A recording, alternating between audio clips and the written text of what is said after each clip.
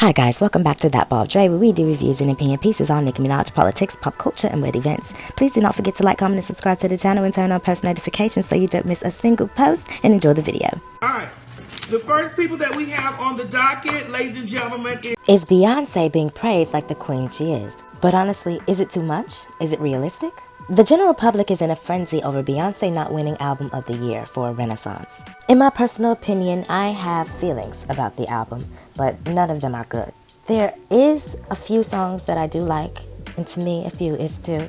But I don't have to like her music to recognize her talent. And also, I will be doing a full in-depth review on Act 1 when Act 2 drops so that I can do them at the same time. Now, initially, I thought that they would be coming out sometime after one another, but it seems as though she was waiting for 2023 to have a whole new rollout year for award shows and etc., which makes a lot of sense. It's back to the praise. In terms of the Grammys, people were praising Beyonce and wanting her to win basically every category that she was up for, despite the fact that she has about 54 Grammys under her belt. So her winning another one is not that deep. You know what I'm saying? Like for her to lose one of the categories out of 10 that she's up for, and she's always up for multiple categories every year, and she always wins one every year, and not every great legend or artists can say the same. I think that the outrageous expectation of shared love for Beyonce is cult-like. She is heavily awarded and recognized, yet they still want more. And more is amazing, and I'm talking about specifically the fans here.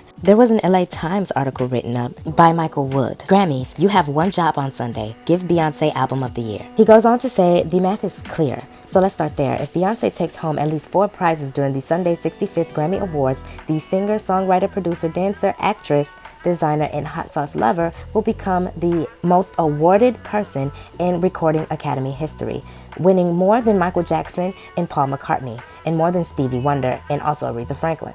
I was so annoyed because this was a paid article and all I had to do was just stop the page from loading up that fuck-ass ad and just put reader on to then start reading it, and the grammar is piss poor. The saga continues with another article titled, Beyonce, the all-time leading Grammy winner, should never attend another Grammy Awards. Here's how the meat of the article reads. About an hour and a half after that record-breaking win, Beyonce lost the award for Album of the Year to Harry's House by Harry Styles. It was her 4th defeat for the Grammys equivalent of the Best Picture and the 15th time she'd lost in one of the ceremony's top categories of Album of the Year. In fact, of the 32 Grammys that Beyonce has collected over the last 2 decades, only one has been a major prize, Song of the Year, which she won in 2010 as a writer of Single Ladies, Put a Ring on It. All the rest have come in genre categories like R&B song and urban contemporary album. And continues with, this explains the cognitive dissonance stemming from the fact that Beyonce is both the most awarded artist in Grammys history and a trendsetter who keeps getting robbed. Specialists recognize her ingenuity and reward her for it, where votes are determinative. The electorate as a whole, though, either doesn't care or doesn't understand, and so consistently rejects her in the top categories in favor of safer choices. But realistically, at the end of the day, Beyonce, as he has said, is highly decorated and even in the Grammys categories. He is seeing it as genre categories are less important than main categories or all-encompassing categories like Album of the Year or Song of the Year, Record of the Year, etc., etc. So since she hasn't won those, he's equating that to her being unrecognized rather than her not deserving those awards at the time. He has to realize that the world's favorite is not Beyonce as much as I have to realize that the world's favorite is not Nicki Minaj. And it doesn't have to be, and I'm okay with that. I actually spoke on my feelings in comparison to Nicki Minaj and Beyonce in terms of the Grammys a few months ago when I started this channel. They go on to her talking about, oh, we don't want you to perform your set. I'm like, the set didn't arrive. They didn't fucking listen to and approve the whole motherfucking song yet. They gonna wait till the bitch get dressed and ready, set, done to perform. And then one of the executives gonna come to the room talking about, oh, you can't perform. I don't want you to perform because the Catholic Church. The Catholic Church. Excuse me? Let me move my bang so I can hear that shit again. So, in terms of the Grammys, right, and caring so much about what the church got to say, sit here and compare, let me see, because Beyonce didn't came out with a song called Church Girl. If this new album wins a single fucking Grammy, you see the hypocrisy. You see the clear difference. Oh, it's not about the shit that they say it's about. It's about that it's Nicki Minaj, and they have to put that black bitch down.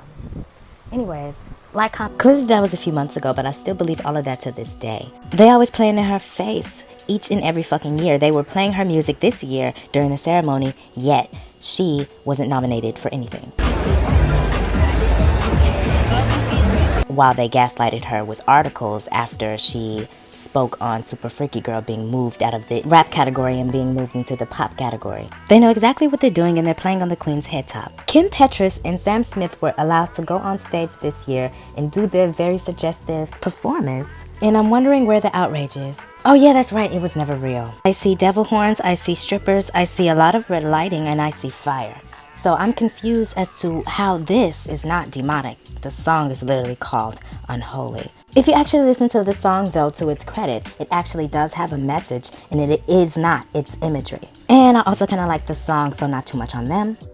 It's also being speculated that for their red carpet look, that they were paying homage to the queen with their looks. I didn't really understand the background dancers behind them, but to me, the look was a serve.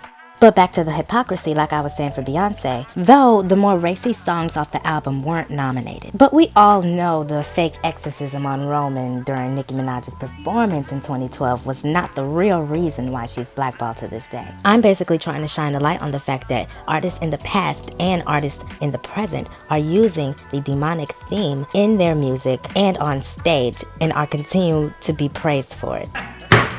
Now next case. Latto decides to do the one thing she's good at and allude to Nicki Minaj during an interview. During a Grammy interview, she was asked what was her favorite Grammy performance, and obviously, she immediately said, "Bardi," but she couldn't even remember what the performance looked like. She just described stairs, but you can clearly see her thinking like, damn, what was she performing like? And then when I actually watched it back, the performance was kind of lackluster to me, but I'm not a fan, so my opinion is kind of no. Cardi. Yeah, Cardi when she had like the stairs or whatever. We're not going to forget about the recent time where she took a lie detector test and it was found that she told the truth when she said that on her bucket list. What is on your bucket list? What's on my bucket list? A feature with Nicki Minaj. Yeah, a feature with Nicki Minaj. True. She wanted a Nicki Minaj feature. She's nothing but a Benefan and a scorned sore loser, so she just needs to go sit down, leave the queen alone, and go make sure that her career is just as flourishing as she thinks it is. Now, there's nothing wrong with her loving and praising on Cardi because that love is reciprocated. It's just very clear and obvious how she uses the both of them for clout and to get her name into the social media algorithm. She could have just as easily picked another artist to speak on and talk about their performance, like Beyonce, for example, instead of opting to speak on the most polarizing figures in the genre that she's talking about. No shade but shade. Congratulations to them for even being nominated for a Grammy, but at the same time, it feels good to know that they both lost their Grammy Awards because they're hating ass bitches. Now flourish that hoe. Now that's a read. Anyways, thank you guys so much for making it to the end of this video. Please do not forget to like, comment, and subscribe to the channel and turn on post notifications so you don't miss a single post. And have an amazing day. I was bored, so I ruined lunch purposely, and I had fun doing it. DeAndre, what you doing here?